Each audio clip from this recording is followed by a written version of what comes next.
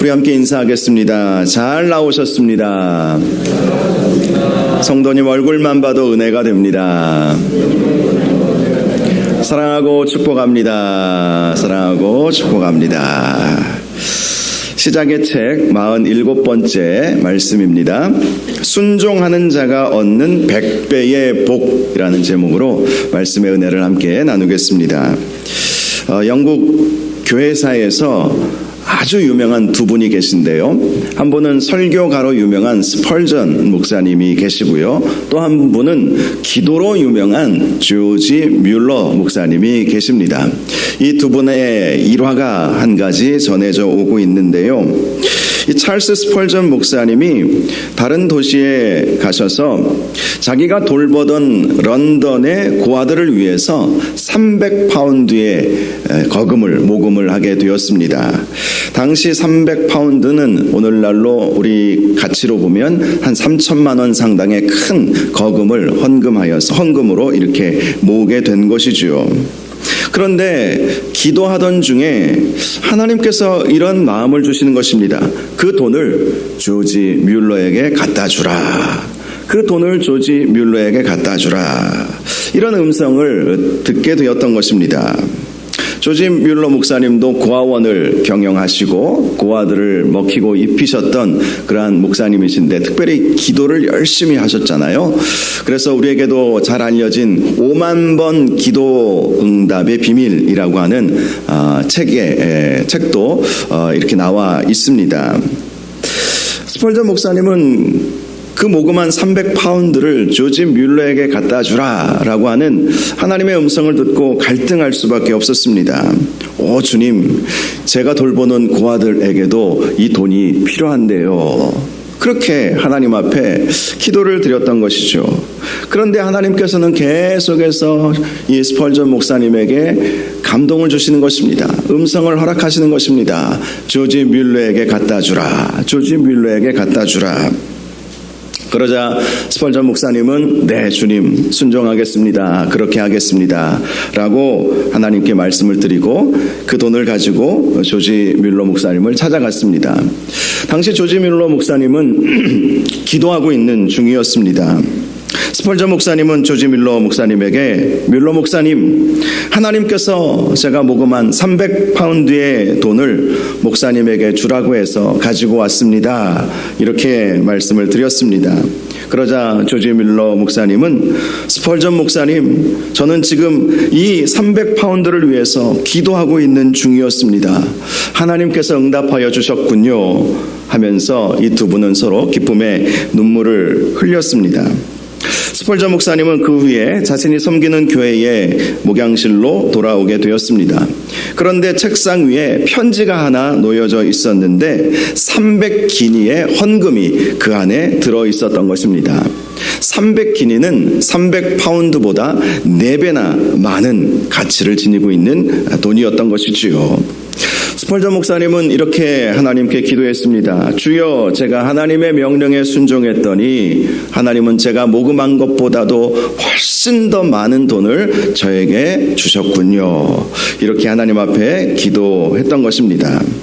하나님께서 스펄전 목사님의 순종을 기뻐하시고 그 이상의 4배가 넘는 그 이상의 복을 주시고 또 그것으로 자기가 섬기는 고아들을 잘 돌볼 수 있었다고 합니다. 오늘 말씀을 보면 하나님의 말씀에 순종한 이삭에게 하나님께서 큰 복을 부어주셨다는 말씀을 해주고 있습니다. 당시 이삭은 큰 흉년을 만났습니다. 그 흉년은 100년 만에 찾아왔던 흉년이었습니다. 오늘 말씀을 보면 아브라함 때에 큰 흉년이 있었는데 이삭의 때에도 그 흉년이 있었다. 이렇게 말씀을 하고 있습니다.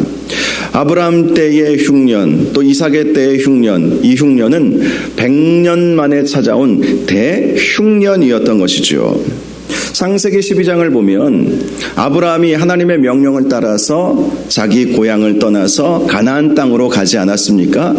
그런데 거기에서 흉년을 만난 거예요. 이삭의 때를 기점으로 100년 전에 아브라함이 갈대아 우르를 떠나서 가나안 땅에 갔지만 약속의 땅에서도 큰 흉년을 만나게 되었던 것이지요. 아브라함은 그 흉년으로 인해서 결국은 애굽으로 내려갈 수밖에 없었습니다. 애굽은 나일강을 중심으로 번창한 나라였죠.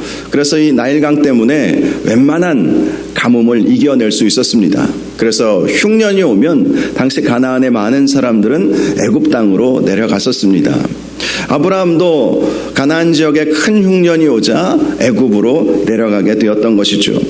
이삭도 100년 만에 찾아온 이 흉년 때문에 애굽으로 내려가려고 했습니다. 애굽으로 내려가는 길에 그랄 땅이라고 하는 곳에서 잠시 머무르게 되었는데요. 이 그랄 땅은 가나안 지역 남쪽에 있는 땅이었습니다. 이 그랄 땅을 지나면 이제 애굽으로 가게 되는 것이죠. 그런데 하나님께서 이삭에게 말씀하시는 것입니다. 애굽으로 내려가지 말고 내가 내게 지시하는 땅에 거주하라. 자, 하나님께서 지시하는 땅은 애굽 땅이 아니라 지금 네가 머물고 있는 이 가나안 땅, 그 땅을 떠나지 말라라고 하시는 하나님의 명령이었던 것입니다. 그러면서 하나님은 이삭에게 복을 약속해 주시죠. 오늘 본문을 보면 하나님께서 이삭이 가나안 땅을 떠나지 않고 그랄 땅에 머무를 때에 주시겠다고 약속하신 4가지 복이 나와 있습니다. 첫 번째는 내가 너와 함께 있어 내게 복을 주시겠다라는 약속이었습니다. 하나님과 함께하는 인생은 복이 있는 인생이죠. 에녹은 65세에 무드셀라를 낳고 300년간 하나님과 함께했습니다. 하나님과 동행했다. 함께했다라고 하는 것은 하나님과 동행했다라는 의미를 가지고 있는데, 여러분, 인간이 죄를 짓고 받은 형벌 중에 가장 큰 형벌이 무엇인지 아십니까?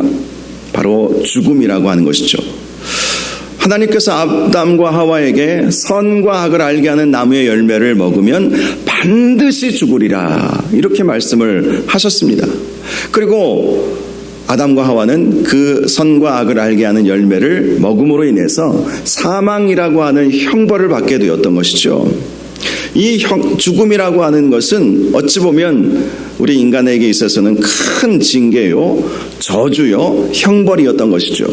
그런데 에녹은 300년간 하나님과 동행함으로, 하나님과 함께함으로 그 죽음이라고 하는 형벌을 받지 않고 하늘로 들려 올라가는 은혜가 있었던 것이죠. 바로 하나님께서 이삭에게 약속해 주셨던 것은 내가 너와 반드시 함께 할 것이다. 내가 너와 동행할 것이다. 내가 너를 책임질 것이다. 네가 내 말에 순종하면, 애굽으로 내려가지 않고 가나안 땅에 머물러 있다면 반드시 나는 너와 함께 할 것이고 나는 너에게 복을 줄 것이다. 이렇게 약속해 주셨던 것입니다.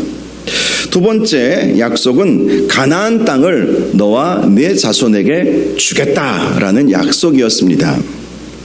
당시 가나안 땅은 젖과 꿀이 흐르는 땅이었습니다. 농사를 짓기에 아주 적합한 땅이었습니다.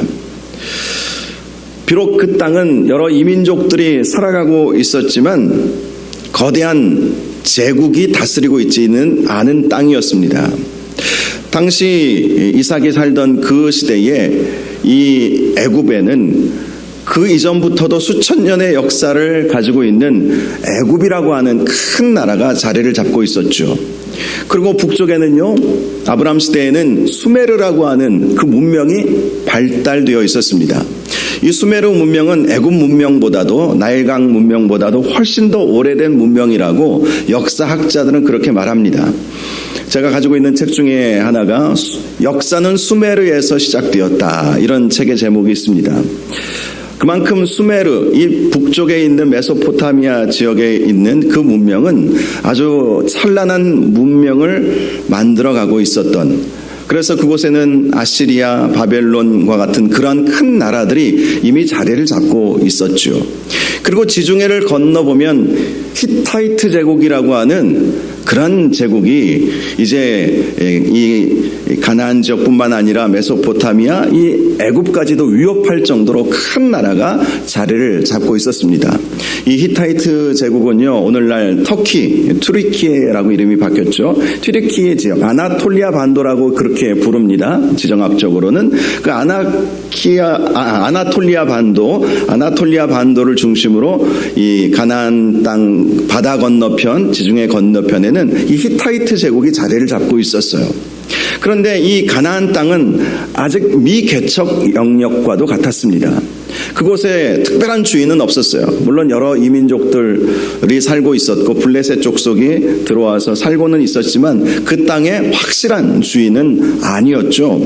그런데 하나님께서 말씀하시는 것입니다. 네가 애굽에 내려가지 않고 가나안 땅에 머물면 네가 머물고 있는 그 땅을 내가 너와 내 자손에게 주리라. 그 땅의 주인이 되게 해 주리라 라고 약속해 주셨던 것입니다.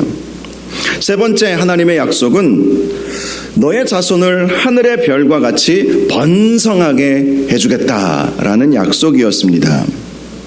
이 약속은 아브라함에게도 해주셨던 약속이었습니다. 창세기 15장 말씀을 보면 아브라함이 하나님의 말씀을 따라서 가나안 땅에 이주해 온 지 한 10년쯤 지난 때였습니다. 10년이 지났음에도 불구하고 자식이 없자 아브라함은 걱정할 수밖에 없었습니다. 내 후계자를 엘리에셀, 아브라함이 어렸을 때부터 키웠던 종 엘리에셀에게 내 후계자를 삼도록 그렇게 해야 할 것인가 이렇게 고민하고 있었을 때에 하나님께서 아브라함에게 나타나셔서 그를 장막 밖으로 데리고 나가셨습니다. 그리고 하늘을 바라보게 하셨습니다. 밤이었던 것 같아요. 밤에는 수많은 별이 반짝반짝 거리고 있었습니다. 여담이지만 제 개인적으로 많은 별을 보았던 때가 있었는데요. 제가 20대 때 지리산에 한밤중에 걸어서 올라간 것은 아니고 차를 타고 어디까지 갔는지는 모르겠어요. 제가 운전해서 간 것이 아니라 다른 일행들과 함께 갔는데요. 지리산 거의 정상쯤 되었던 것 같습니다. 그곳에서 바라보니까 별이 얼마나 많은지 지금은 별을 그만큼 찾아보기가 어렵죠. 그런데 너무나도 많은 별을 보았던 기억이 지금도 생생한데요. 수천 년 전에 아브라함 시대에 별은 얼마나 많았겠습니까? 너무 찬란하고 반짝반짝 빛나는 정말 셀 수 없는 그러한 별들이 빛나고 있지 않았겠습니까? 하나님께서 아브라함에게 내 자손이 바로 저 별과 같이 많도록 해주시겠다 이렇게 약속을 해주신 적이 있었습니다. 즉 아브라함에게 해주신 그 약속 취소시키지 않고 너에게도 내가 그 약속을 이루어주겠다. 아브라함의 복, 아브라함에게 주셨던 그 복, 아브라함에게 약속하여 주셨던 그 약속 그대로 이루어주겠다라고 하나님께서 말씀하여 주셨던 것입니다.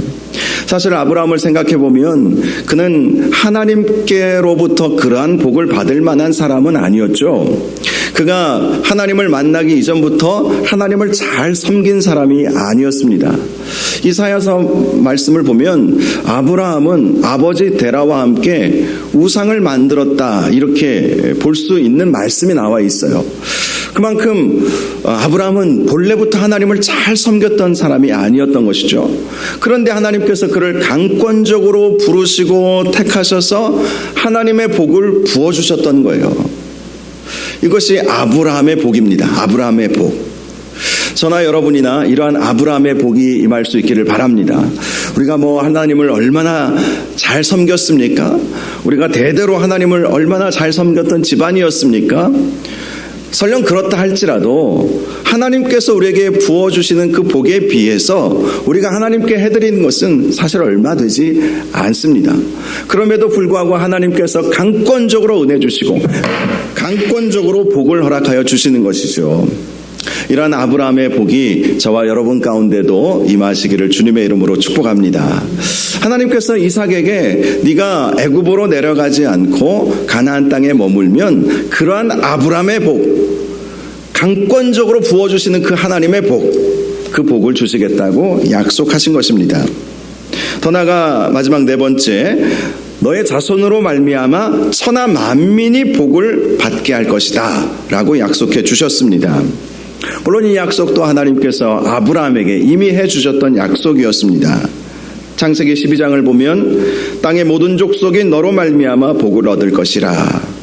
또 창세기 18장에도 아브라함은 강대한 나라가 되어 천하 만민은 그로 말미암아 복을 받게 될 것이 아니냐, 이런 말씀이 있습니다. 바로 그러한 복을 너에게도 너의 자손에게도 주시겠다라고 말씀하신 것입니다. 중요한 것은 하나님의 명령에 순종할 때에 이러한 복이 오게 된다는 것이죠. 이삭은 하나님의 말씀과 약속을 믿고 또 하나님께서 복을 주시겠다고 하신 그 축복의 말씀을 듣고 애굽으로 내려가기를 멈추게 되었던 것입니다. 그리고 그 자리에 그랄 땅에 거주하게 되었습니다. 자, 그런데 하나님의 말씀에 순종하기는 했는데 당시 그 이삭이 걱정이 하나 있었습니다. 그 걱정은 자기 아내가 너무 아름다웠다라는 것이죠. 아브라함도 그런 걱정을 하지 않았습니까? 애굽에서도 그랬고, 지금 이 그랄 땅, 아브라함도 이 그랄 땅에 거주했던 적이 있었거든요. 이 그랄 땅에서도 그랄 백성들이 자기 아내가 너무 아름다워서 혹시나 자기에게 해가 될까봐 자기 아내를 누이 동생이라고 그렇게 속인 적이 있었는데, 이삭도 지금 그렇게 한 거예요. 창세기 24장 16절을 보면 리브가에 대해서 그 소녀는 보기에 심히 아름답고 라고 말씀을 하고 있습니다. 물론 시간이 흘러서 지금 이삭의 나이도 70을 바라보고 있는 나이였고요. 아내 리브가도 60 이상은 분명히 되었을 것입니다. 그럼에도 불구하고 그 아름다움은 어디 가지 않죠.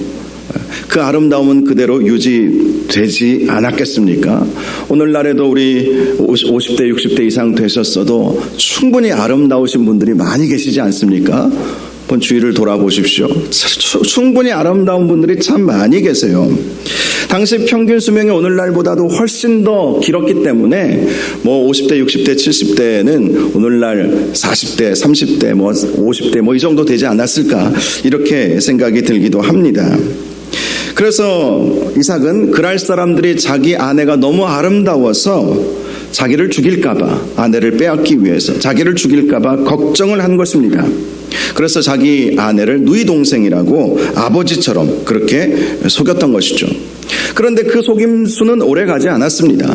그랄 왕 아비멜렉이 이삭의 리브가를 껴안고 있는 것을 본 것입니다. 오늘 본문에 등장하고 있는 이 아비멜렉은 70년 전에 아브라함의 아내 사라와 결혼할 뻔했던 그 아비멜렉은 아닙니다.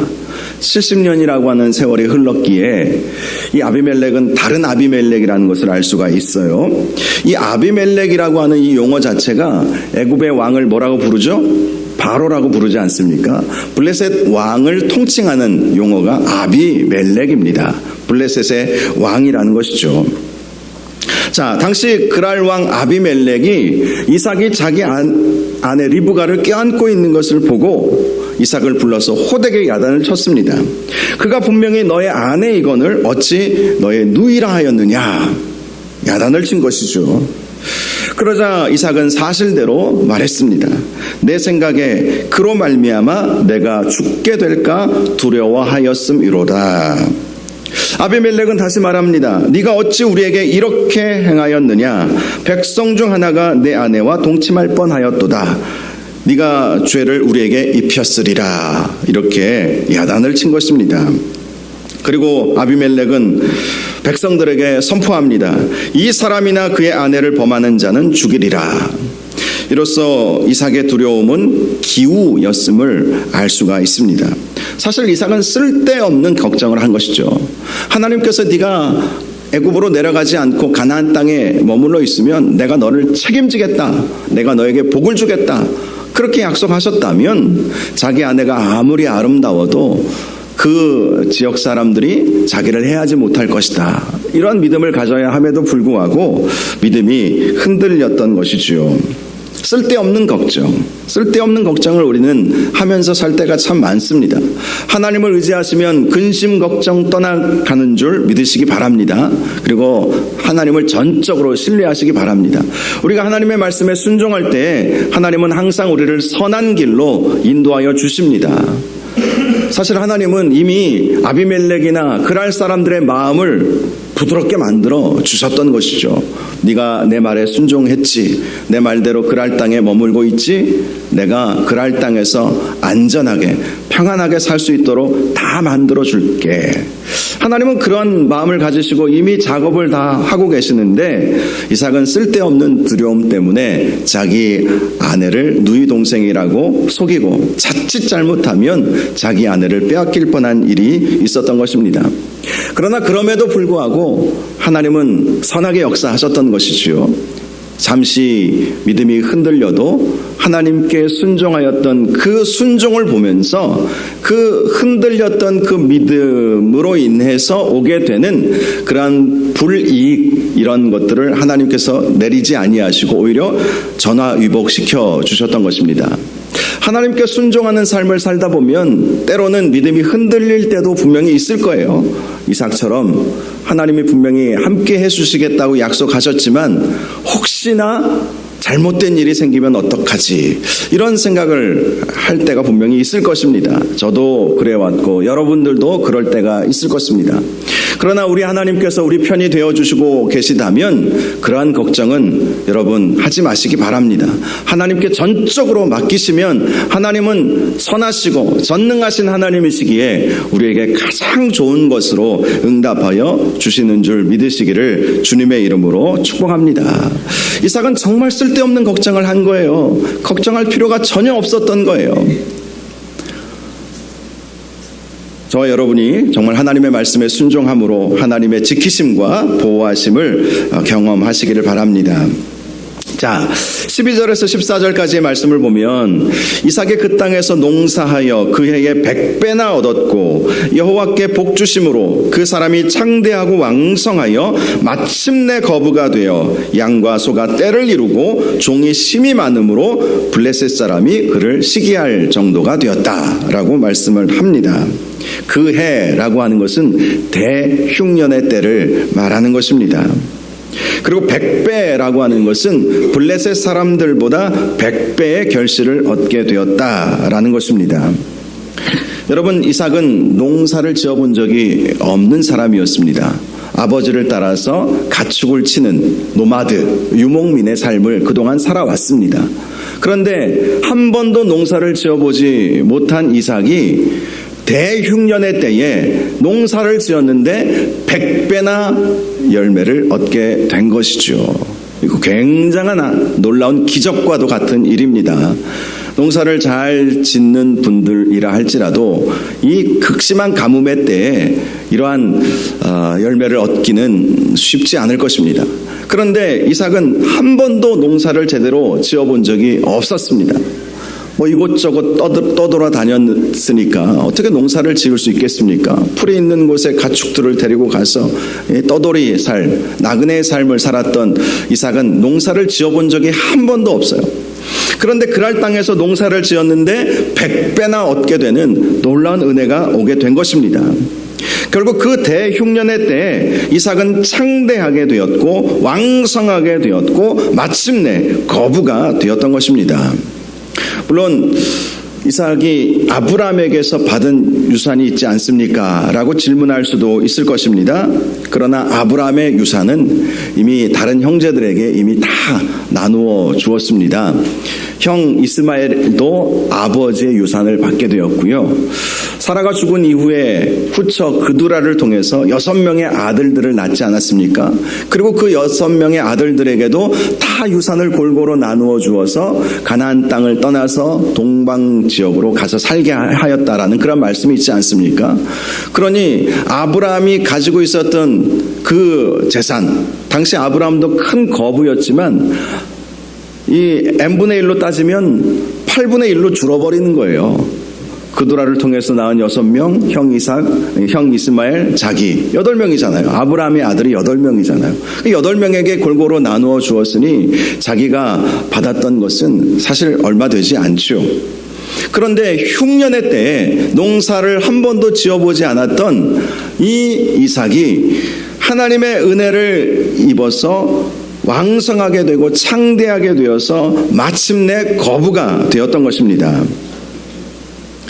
그가 가지고 있는 수많은 그러한 가축들, 셀 수 없는 가축들, 그리고 그가 100배나 결실을 얻게 되었기 때문에 다른 블레셋 사람들은 농사를 제대로 짓지 못해서 먹을 것이 없지 않았겠습니까?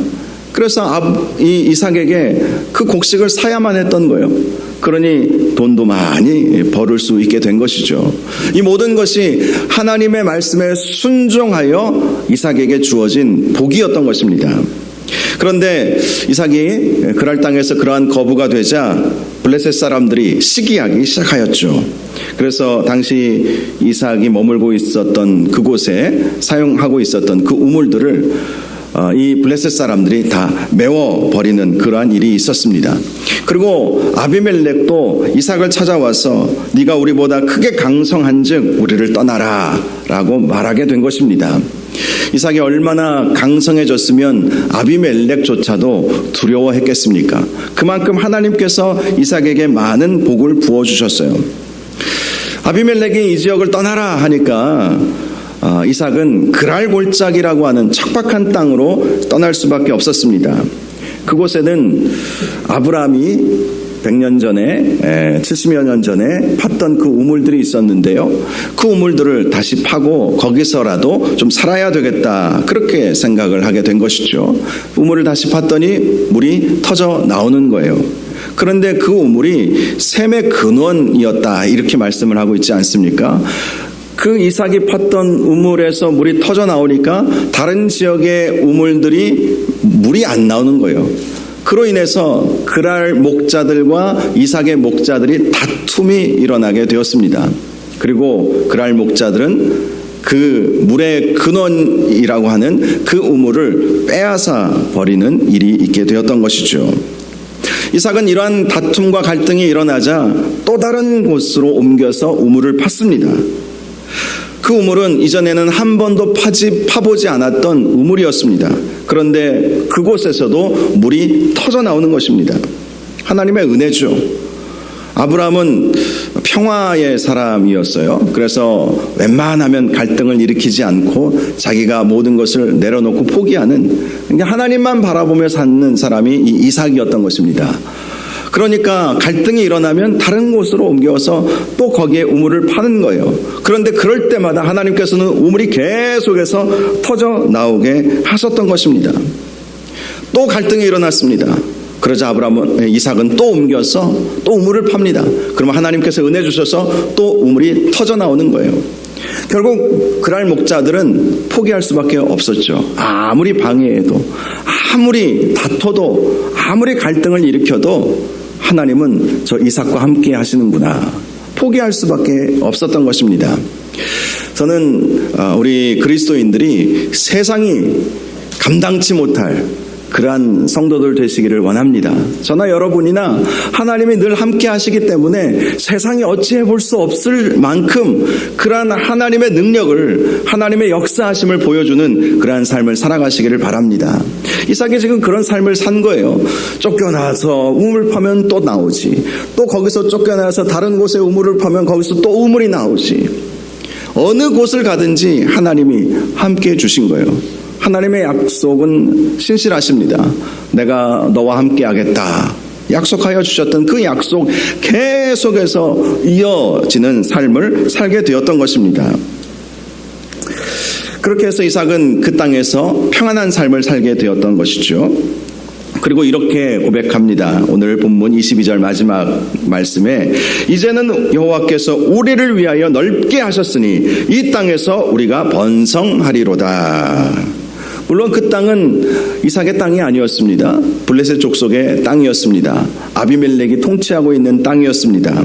그럼에도 불구하고 하나님께서는 이삭을 그 땅에서 넓게 하여 주셨던 것이죠. 넓은 지역을 마음껏 다니면서 그 땅에서 번성할 수 있도록 그렇게 은혜를 베풀어 주셨던 것입니다. 사랑하는 여러분, 하나님의 명령에 순종하며 사는 사람들은 이러한 복이 있음을 꼭 기억하시기를 바랍니다. 그 복은 상상할 수 없는 복입니다. 이삭은 하나님의 은혜로 그랄 땅에서 안전을 보장받게 되었습니다. 대흉년의 때에도 100배의 복을 받게 되었습니다. 더 나아가 모든 갈등 관계 속에서도 하나님의 은혜로 말미암아 다 해결받는 역사도 있게 되었습니다. 하나님의 말씀에 순종할 때 이러한 복이 오게 되는 것입니다. 우리가 인생을 살아가면서 이러한 복을 누리며 산다는 것이 얼마나 큰 복인지 우리는 항상 기억해야 할 것입니다. 물론 우리가 하늘의 신령한 복, 구원의 복을 받아 사는 것, 그것이 가장 중요한 복이겠지만 또한 짧은 인생이지만 이 세상에서 하나님의 은혜를 누리며 사는 것도 큰 복이지 않겠습니까? 그런데 그런 복을 누가 받느냐? 바로 하나님의 말씀에 순종하는 사람이 그러한 복을 받게 된다는 것입니다. 신명기 28장 1절에서 6절 말씀을 보면 하나님의 말씀에 순종하는 사람에게 어떠한 복이 오게 되는지 잘 말씀해 주고 있습니다. 내가 네 하나님 여호와의 말씀을 삼가 듣고 내가 오늘 내게 명령하는 그의 모든 명령을 지켜 행하면 내 하나님 여호와께서 너를 세계 모든 민족 위에 뛰어나게 하실 것이라. 뛰어나게 해주신다. 창대하게 해주신다. 이렇게 말씀하여 주신 것입니다. 내가 내 하나님 여호와의 말씀을 청종하면 이 모든 복이 내게 임하며 내게 이르리니 성읍에서도 복을 받고 들에서도 복을 받을 것이며 내 몸의 자녀와 내 토지의 소산과 내 짐승의 새끼와 소와 양의 새끼가 복을 받을 것이며 내 광주리와 떡반죽 그릇이 복을 받을 것이며 내가 들어와도 복을 받고 나가도 복을 받을 것이니라. 하나님의 말씀에 순종할 때 이렇게 상상할 수 없는 그런 복을 받게 된다는 것입니다. 이삭이 바로 그 증거죠. 하나님께서 말씀하여 주신 대로 애굽으로 내려가지 않고 그랄 땅에 머물렀더니 하나님은 그에게 기대하지 않았던, 상상할 수 없었던 놀라운 복을 주셨던 거예요. 농사를 한 번도 지어보지 않았던 이삭이 농사를 지으니까 100배나 열매를 얻은 거예요. 이런 놀라운 역사가 어디 있겠습니까?